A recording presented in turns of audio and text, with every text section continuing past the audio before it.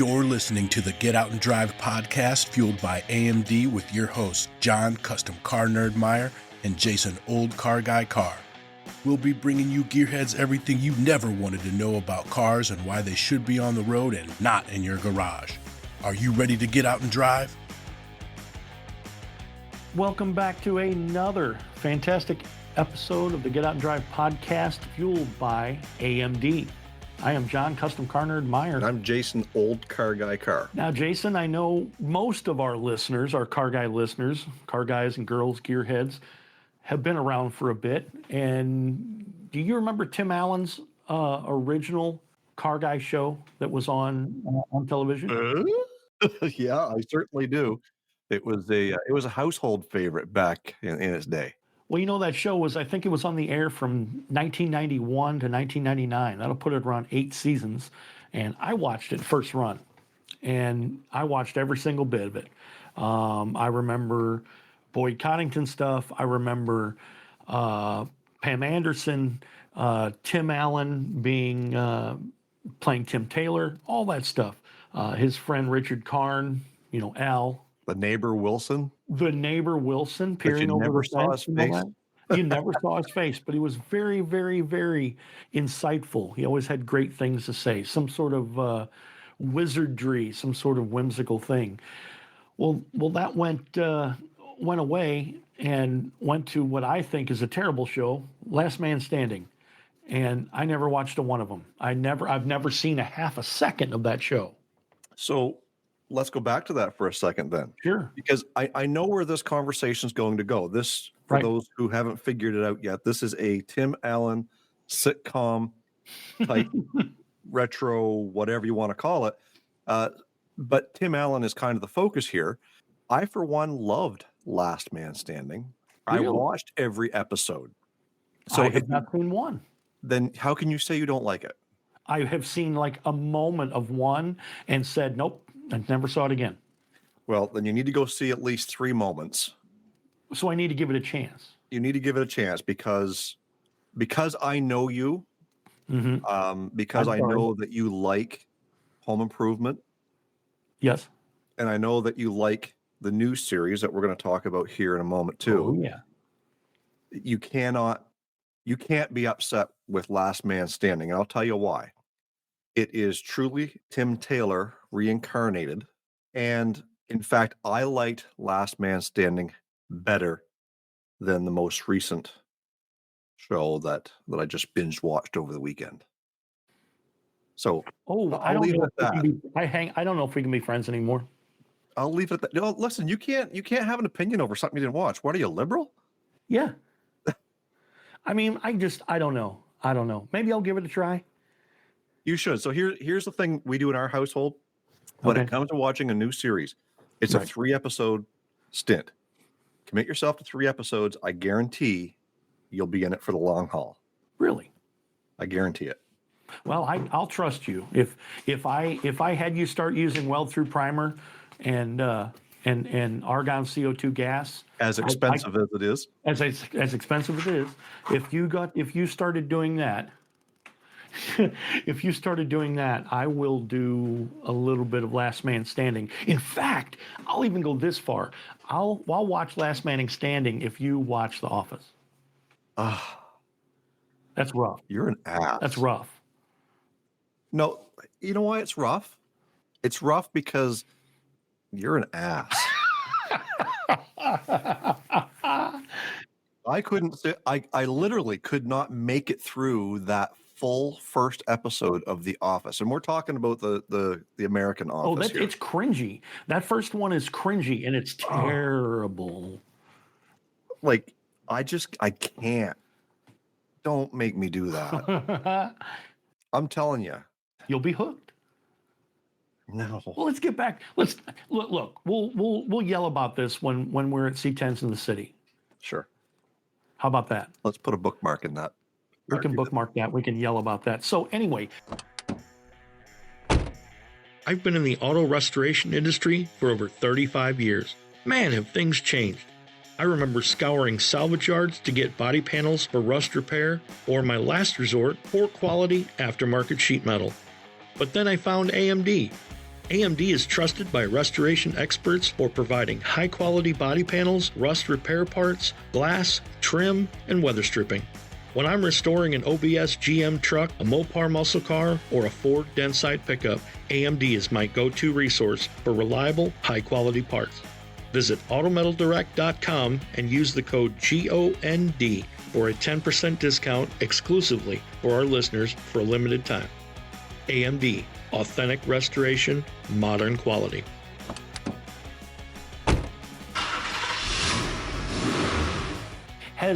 I've been watching, Jason, you said you've been binge watching. I've been watching Tim Allen's new show, Shifting Gears. I haven't looked around much on the net. I don't know if it's a super smash hit.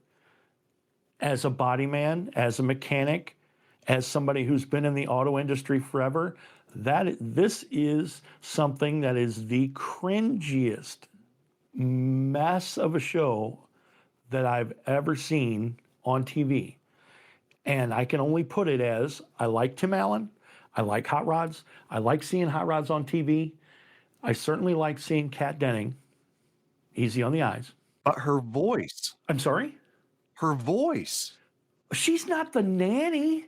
Pretty damn close. Well, that's why I found it hard to get through Shifting Gears. Right. Yes, well, it's a little bit cringy. it is very. The jokes are a little bit sideways. Yep. A little bit of pop culture in there, which I like.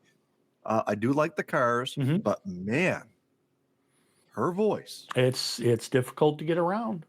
It's hard. And I can only say this, and congrats to the actors. I certainly like Sean William Scott. Who doesn't love Stifler or Stifler's mom? Stifler's mom. She ain't in it though. From American Pie.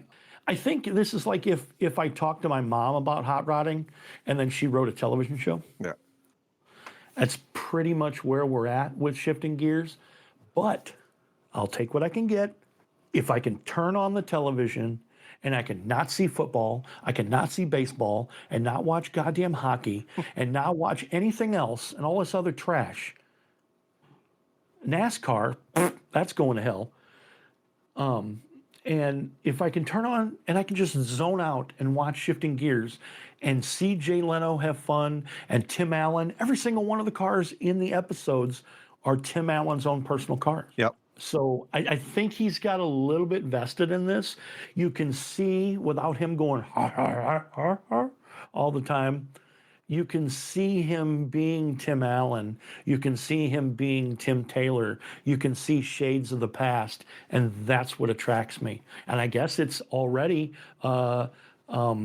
90s nostalgia for Tim the Toolman Taylor. Yeah, it's funny we talk about the 90s and certain things that I run across this meme the other day that said something referring to the late 90s as the late 1900s.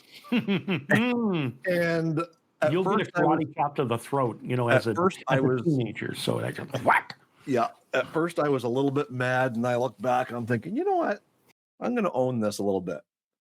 90s to me was playing a pivotal role in sitcom and that type of humor moving into the next century, moving into the 2000s, because like you look at what's on TV today, sitcoms are few and far between, and they are absolutely atrocious. Well, sure.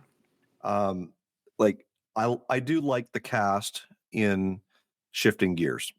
The whole point of the show is Tim Allen to be able to express his political views without necessarily cramming them down your throat. They are very diversified with their cast. They are they've got one of the ladies that works for Tim in his shop, and his name is not Tim on this. It's Matt Porter. Yep. And one of his employees is a female, so that's pretty cool that he's got a female working in his shop. She's admittedly gay in one of the episodes. Again, I got nothing wrong with that. They've got a black man who's in a wheelchair, so you're kind of killing two birds with that one. and Stifler is there in probably, as even though this is a comedy, in probably one of the most serious roles. Yeah. Without being a total jackass, that I've been impressed with his. I mean, granted, it's writing that they've Oh, sure. written his character the way he is, but I've really enjoyed watching that. If I had to rate Tim Allen's sitcom series in order of best to worst, I'm gonna go. Just hear me out. For I'm those gonna who go in can't see order. me, I have my fingers in my ears. I'm gonna go in order in which those series came out. Okay. I love Home Improvement. I don't think that you could ever top Home Improvement. When Last Man Standing come out, that's what was in my mind is, okay, you can't top that. I wouldn't say they topped it. They did a very good job, and I really liked the episodes. He showed a few of his cars in some of those episodes, and it just showed a completely different side, a more modern Tim Taylor. And in fact, some of the episodes crossed over where Patricia Richardson played a neighbor in several episodes where she complained about her husband. And of course, if you caught the innuendo, she was making reference to Tim Taylor, even though she wasn't that. She was a different character. Anyway, if you haven't seen that, you got to watch it, John. Seriously, I will. it's well worth it. I'll give it a whirl. And I guarantee that when you watch it, I can guarantee you won't come away hating me for telling you that you should be watching it. That's big words. I'll leave it at that. However, I'm still not watching The Office. So you were talking about nostalgia. I think that they're doing a good job writing Shifting Gears. I mean, they're trying to get from what I can see, 3 different generations of people are shown in the show. They've already argued back and forth with Sean William Scott's character, Gabriel, about carburetor to fuel injection.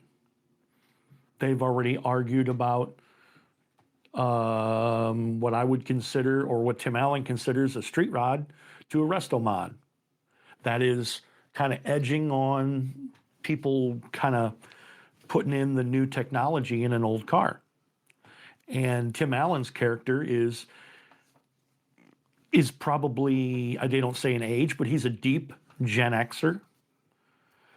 And his daughter's age is a millennial. And then their children are Gen Z. And that's where I put everything.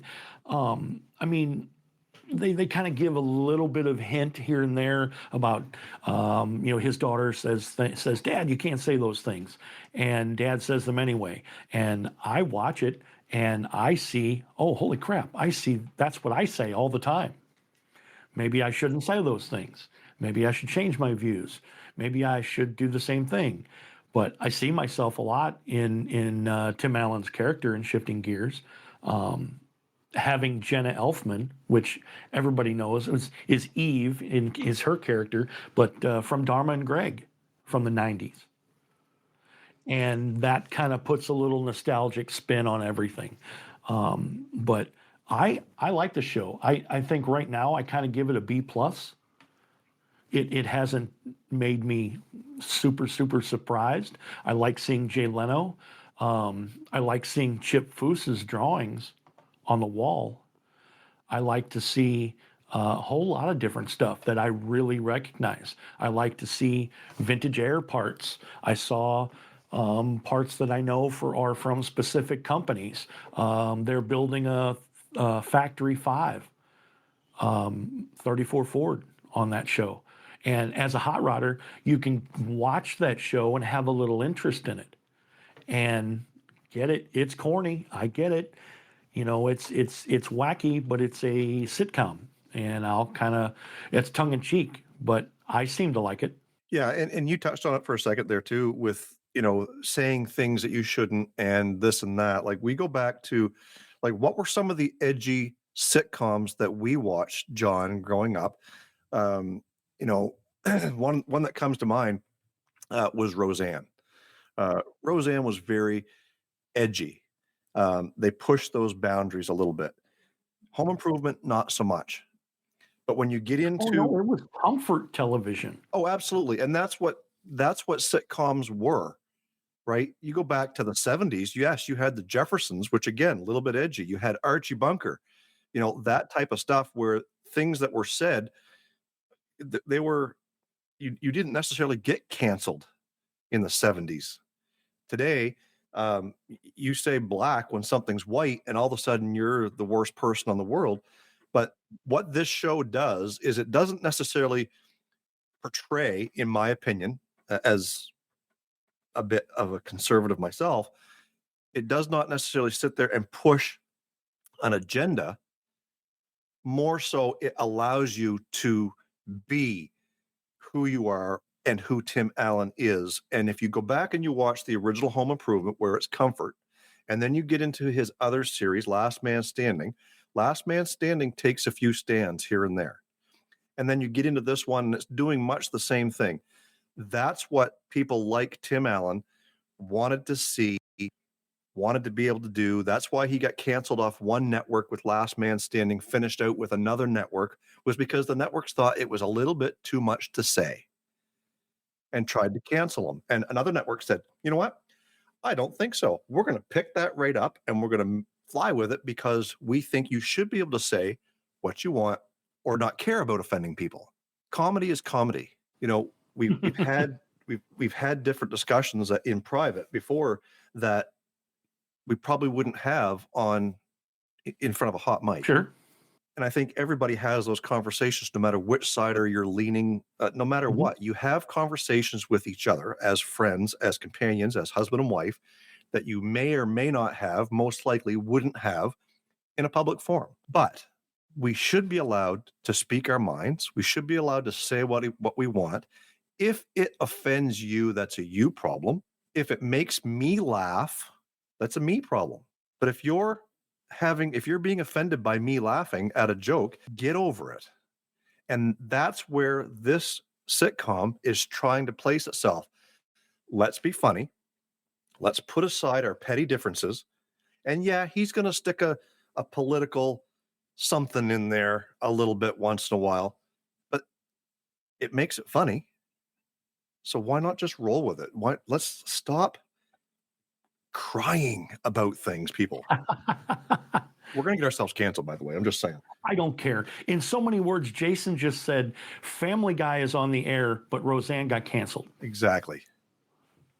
Yeah. That's what, I just said it in a nutshell. South Park is still on the air, and they poke fun at everybody. Oh, yeah. There's everyone's not a on the topic table. they have not hit. That's correct. They're still blaming Canada. Well, it's probably Canada's the problem, but I don't know what to say. More than likely. Yeah. But yeah, so basically, if you're a hot rodder and you like cars, or if you want to introduce your other generations in your family into your passion, I think a good thing to do is watch Shifting Gears. I dig it and I recommend it. Yeah, and it is family friendly. Yes. Right. So again, if you are concerned about certain things and this and that, language or certain content that you may find you don't want your kids to watch, this is something I believe that truly you can let any age watch. If you don't like the conservative leaning political jokes that may pop up in this show once in a while, well, maybe it's not the show for you, but chances are if you're listening to us, it probably is. So I encourage you that if you have not watched this show yet, there's the first season is out. It's 10 episodes currently. I'm not sure if there's more coming out or not. It seems to be doing well. It seems to be creating quite a buzz. I'm happy about it. In fact, so much so that John felt the need that we should record this episode talking about it. Maybe, I don't know, maybe John, you can tell us why you wanted to promote, but I'm thinking it's less about the actual promotion of the show and more about the promotion of another opportunity to get kids, get youth, get that next generation involved in something. Tell us tell us exactly where you were coming from with that. The Get Out and Drive podcast is always looking to support the next generation in the auto industry and hobby through our What Drives Youth initiative. Our friends at AMD know that younger enthusiasts are out there building vintage cars and trucks while incorporating modern comforts. AMD Restoration Parts maintain that classic look needed for Restomod builds. If you are a younger enthusiast working on a build using AMD parts, we want to hear from you. If chosen, you and your build will be featured in an upcoming What Drives Youth segment on the Get Out and Drive podcast. Visit getoutanddrive.com to let us know about your build or tag us in your build posts on social media. Visit autometaldirect.com and use the code GOND for a 10% discount exclusively for our listeners for a limited time. AMD, built for enthusiasts by enthusiasts. And speaking of Jay Leno plays himself in this series later on in the season. So one of the things that makes that kind of important as part of this show is Jay Leno, as you guys all know, is a huge car enthusiast, a huge collection. We're talking mega celebrity here who uses his celebrity status and his celebrity money to collect cars, but he also uses his influence to help curb things like what's currently being dubbed as Leno's Law. In California, they have an exemption for emissions standards that is almost 50 years old, which means if you own something I think it's 1978, you're good. But anything after 78, you need to have that thing emissions compliant in the state of California. Your hot rods, your rat rods, your street rod, whatever it happens to be. And Jay Leno thinks that's a little bit too far-fetched.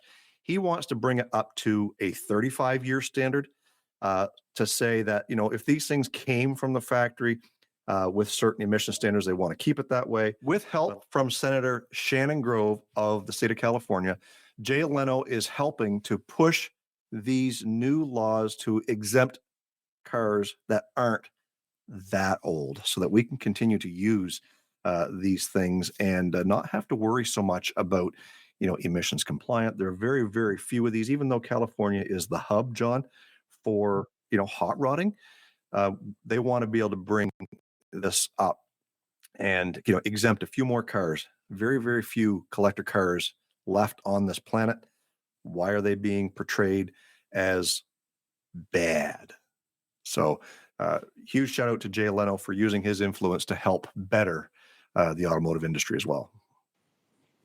Well, I can certainly tell you that seeing Tim Allen's background in hot rodding and everything he's done with SCCA and all sorts of things that he's done throughout the years to pass on information to the next generation.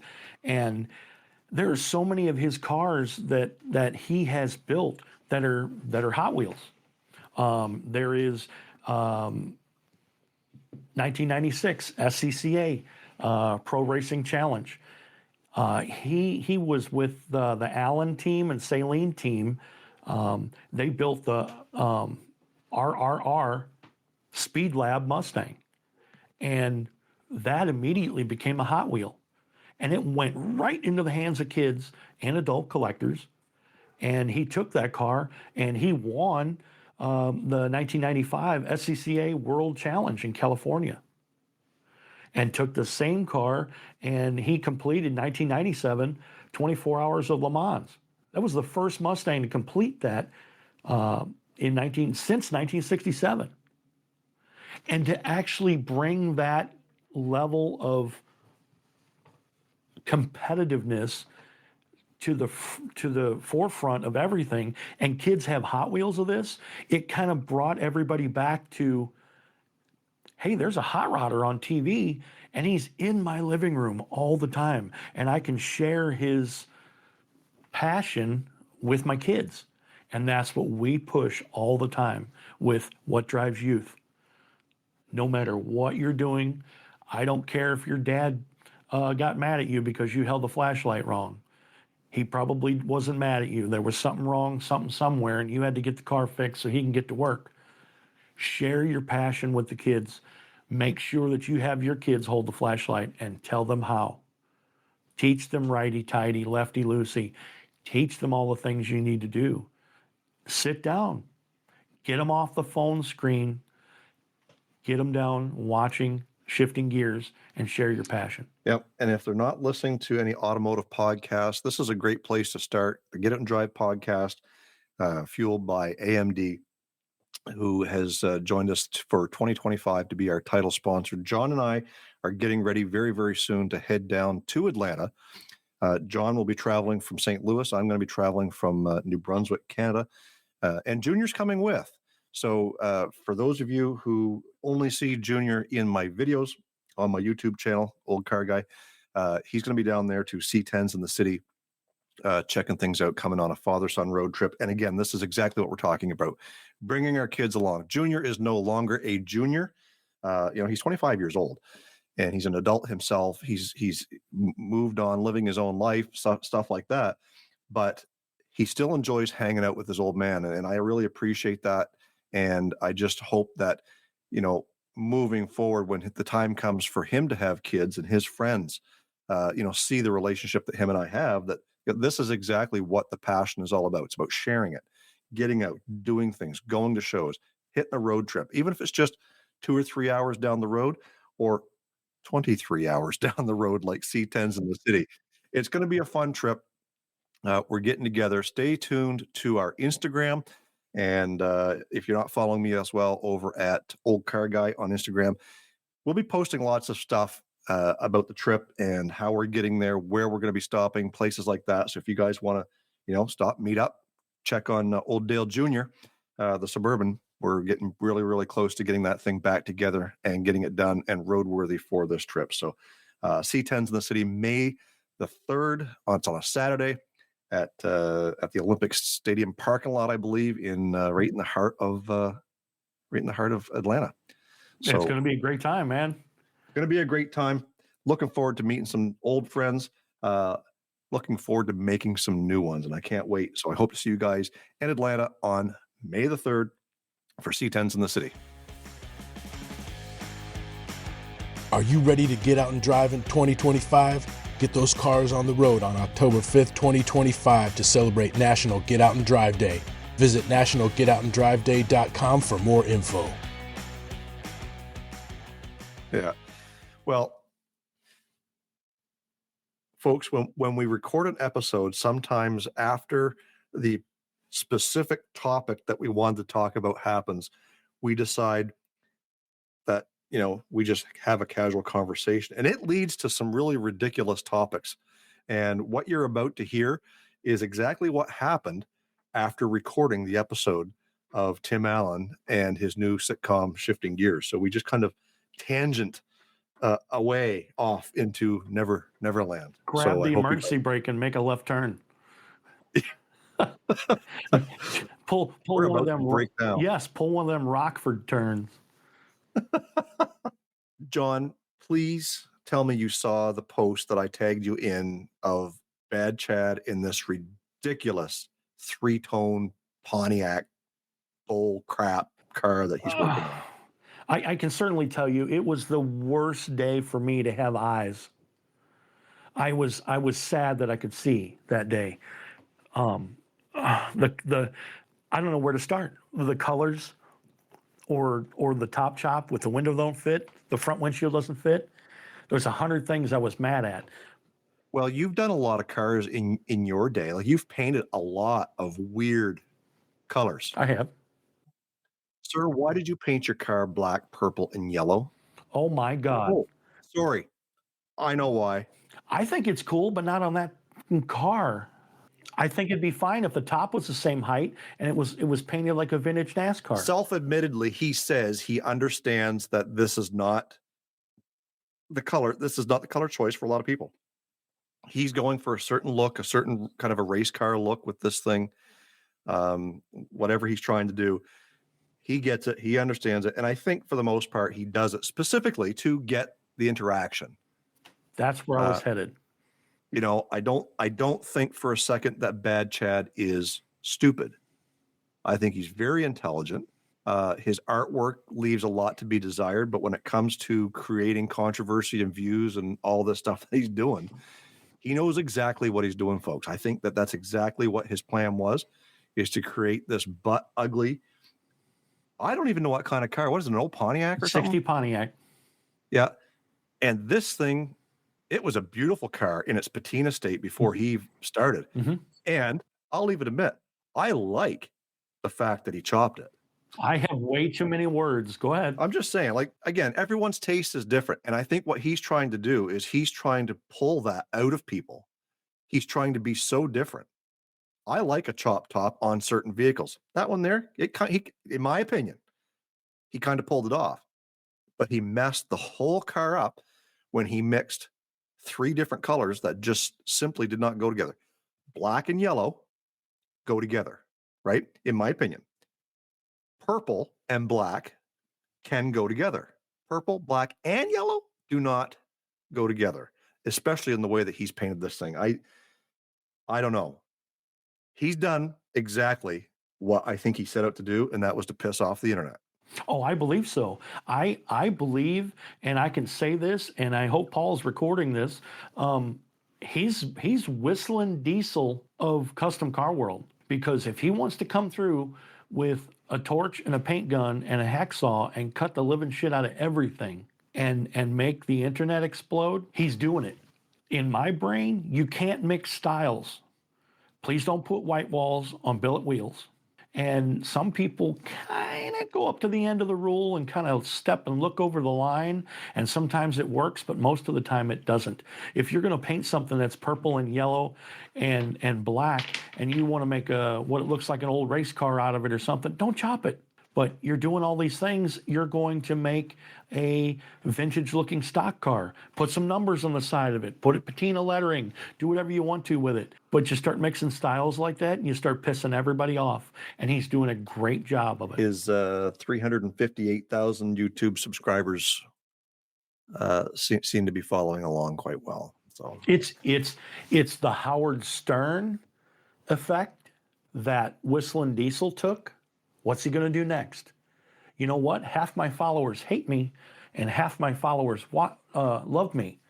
But do you know why all my followers tune in? Oh, yeah. To see what I'm going to do next. Howard Stern did it. He got it to happen. So is Whistling Diesel, and so is Bad Chad. I may hate Bad Chad's situation, think he's like a total mess, and has to be the recipient of a Make-A-Wish program. I'll say it 100 times. I don't care. But he's smiling all the way to the bank.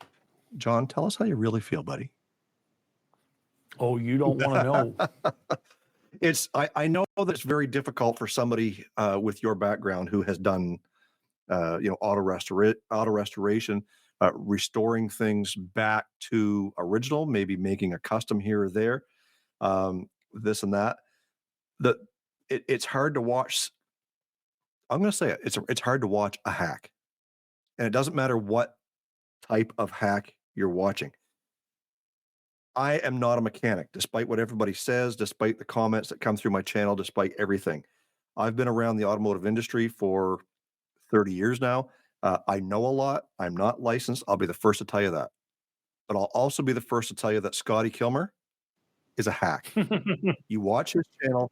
What makes him big is his hype, his hand waving, his high-pitched voices, his idiotic screams, and everything that he does, and the fact that he banks on his experience as a mechanic. Well, he's been on TV for 25 years. So where does his experience come from? In front of the camera, talking about his being a mechanic? Yeah, he's good at that. But in my opinion, a hack. And millions of people flock to that, right? Vice Grip Garage. Here's an example of somebody who's got a shtick that attracts people in a good way, right? Do I think that Derek Beery is this schmo that you see on his YouTube channel in real life? No. However, I think he's probably a pretty cool dude to have a beer with. The little shtick yokel jokel guy that he does on it. That's what's making him popular. That's what's making him famous. That's what's attracting people who love to watch automotive revivals, see him fixing stuff. See, he does a little bit of hackery too, you know, like sanding the side of an S10 truck with a cinder block, calling it one grit. We all have done hackery in our lives. And if you choose to put that hackery on performance for people to watch, you're going to make a killing. And I believe the names of the people that we talked about here today are doing it on different levels. Some are doing it worse than others, like the Whistling Diesels and the Bad Chads, but some are doing it and they're banking. Pole Barn Garage. Pole Barn Garage. Dalton is like, he's killing it. Exactly who you see. Exactly who you see on that YouTube channel is exactly who you get. That is Dalton to a T every day, Monday to Friday, 24/7. That is him. He's a character. Yeah. And I knew that the first time that we met him, when we had him here, when we were talking about the Holy Goat. Hell, I bought a car from him. You talk about the stupidest thing ever to do in the entire world. Buy a car from that guy. Yeah. It was fantastic. Self-tappers, boys. Right. It was fantastic.